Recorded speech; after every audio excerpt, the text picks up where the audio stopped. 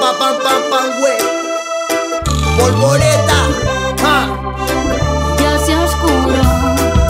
Tenerife, Galicia. Todos pasamos por momentos malos, sufrir las decepciones y llevarse tantos palos. Mejor sonreír y mirar para otro lado. Disfruto siempre de lo que tú tienes entre manos. Todas pasamos por momentos malos, sufrimos decepciones y llevamos tantos palos. Mejor sonreír y mirar para otro lado. Disfruta de la fruta que tú tienes entre manos. Y qué difícil es esta vida, la suerte a veces no es compañía.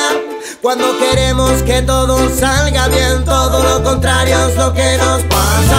Me levanto en la mañana y no me lavo la cara, se me hace tarde para el trabajo y la poli me para. Juego a la lotería pero nunca toca nada, vaya suerte que tengo yo, una jodida panza. Y voy al banco y me deniegan los préstamos, siempre me estafan compañías de teléfono. Hacienda ya me quita hasta los calzoncillos, voy por la calle llorando y me vacilan los chiquillos. Y yo no sé qué voy a hacer sin seguir con esta historia, hasta los cabellos hoy me la cuelan con la droga. Y cuántas veces he pensado colgarme de una soga, con la suerte que tengo fijo que se rompe nada.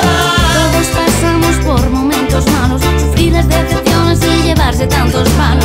Por sonreír y mirar para otro lado, disfruto siempre de lo que tú tienes entre manos. Todas pasamos por momentos malos, sufrimos decepciones y llevamos tantos palos.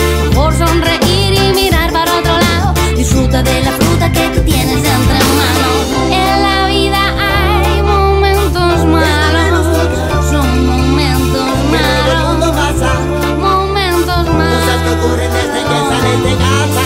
En la vida hay momentos malos, son momentos malos, Siempre pasa. solo momentos malos. Sonríe y mándalo pa'l carajo. Mi vida es tuya, dirígela sin bulla. Siente que eres libre pero no te olvides que tan solo hay una. Puedes llorar, puedes gritar, no olvides nunca que lo malo lo puedes cambiar. Puedes soñar, puedes volar, recuerda siempre que tú puedes cambiar la realidad. Todos pasamos por momentos malos, sufrir las decepciones y llevarse tantos palos.